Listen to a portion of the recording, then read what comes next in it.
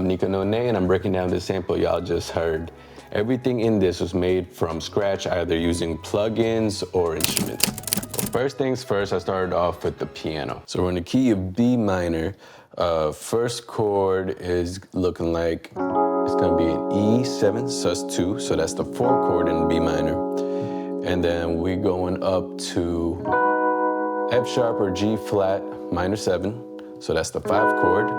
And then we're gonna resolve into that lush B minor 11, so back to the 1. And one thing I made sure to do is to kind of strum to give that really lush sound. So strum downwards. And that's essentially the whole chord progression. I just went through a second time and added a little bit of notes within the scale. Give a little bit of variation. Here, let's start it from the jump.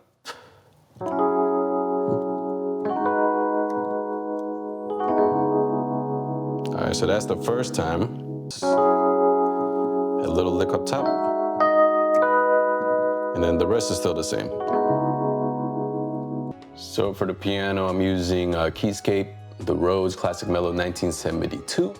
And then I got a Q3 Q, knocking out some of those low ends. And then I got a choral plugin to kind of emulate that Juno synth chorus.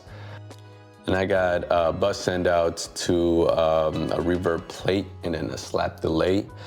Back in the 70s, they tended to use a lot of these for their recording, so I kind of want to emulate that. Next up with the drums. So for the drums, I'm using Addictive Drums 2, and shout out Mai. He created a lot of preset packs for Addictive Drums, and yeah, kind of played it one by one. All together, you kind of get this groove.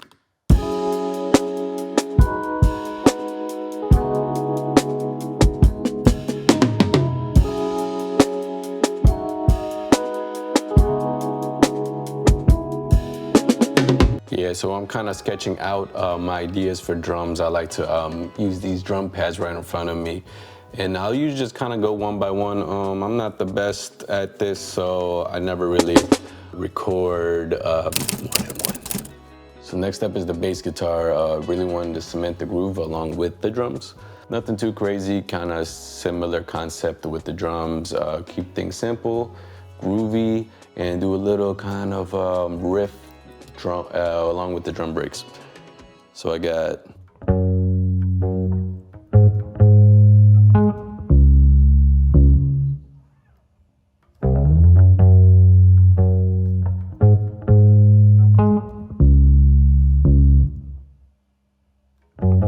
a couple notes, do a little bit of these pops, octave pops, a little bit of slides.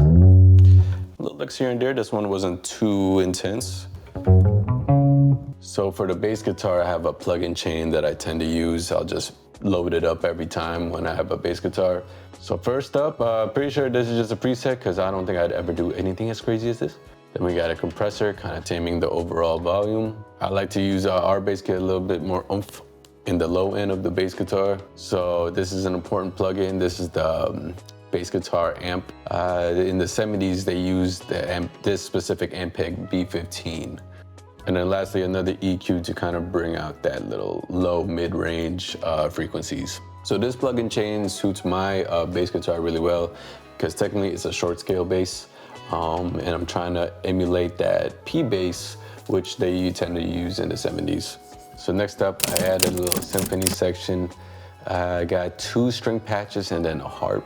All right, so first up, I got the violas. I'm using the Dan Keen Soft String Textures plugin. So for the violas, just follow the chords, not too crazy.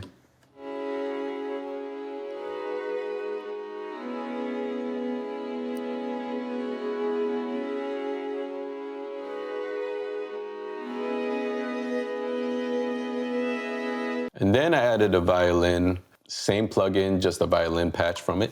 The violins only play every other bar.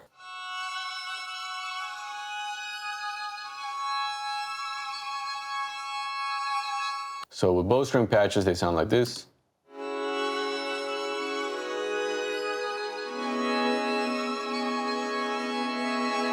And last thing, I added this harp. So for the flute, I did go a little crazy. I used this to kind of get me that realistic flute sound. I created these one at a time because your boy ain't no flute player. So the first phrase we got.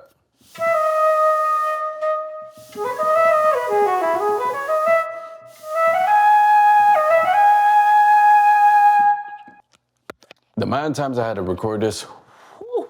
All right, so the second phrase we got.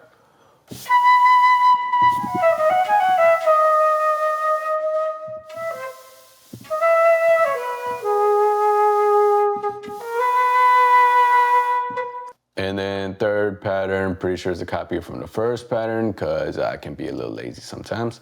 For the last one, I really wanted to emphasize, kind of in a sense, the climax. So I really dug in to the breath controller. I really want to get that screeching sound from the flute a little bit.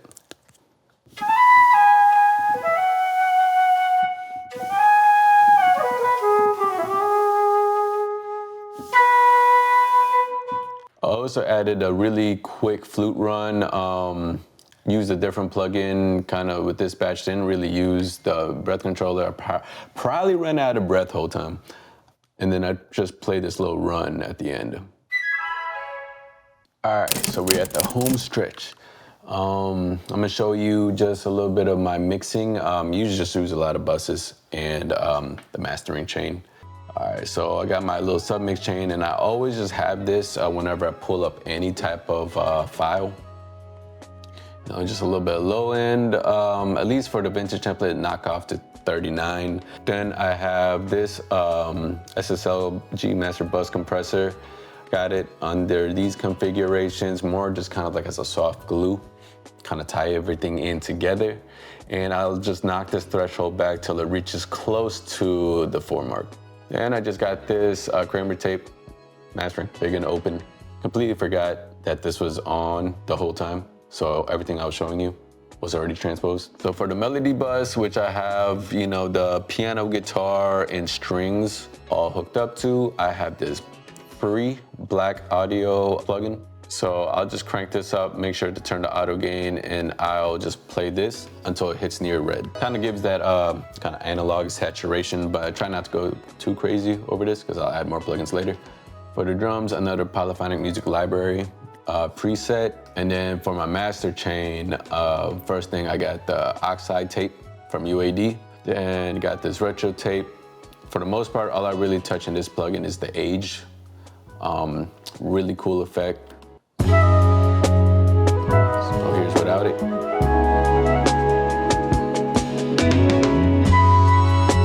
So subtle, but slowly with all these plugins accumulating, it'll take you back to the 70s. I mean, that's what the goal is for this. Another retro color, that's like 3 or 4 in this entire project. Then Soothe, kind of just abuses, kind of leave it on this preset. So lastly, in terms of loudness, I try to keep my samples around -15 loops. Give the producers a little bit of room to play with it. If it's under that, I'll crank this L2 maximizer. One last thing before I export everything, especially if I'm sending it out to producers, I'll bounce all the drums into one file. What I do is after it depends on how long the reverb and delays are in the project. But for this instance, I'll give about 3 bars. Track out the stems at the end. And I got this tip from Kavi. And what I do is put a hi-hat before each stem plays. That way for producers see it, they can cut it real easy and align it. Now, I hope you found something in this video that's either useful or entertaining. My main goal on here is to spread inspiration to anybody who's looking for it. Let me know if y'all want any more breakdowns or cook-ups like this, and till next time.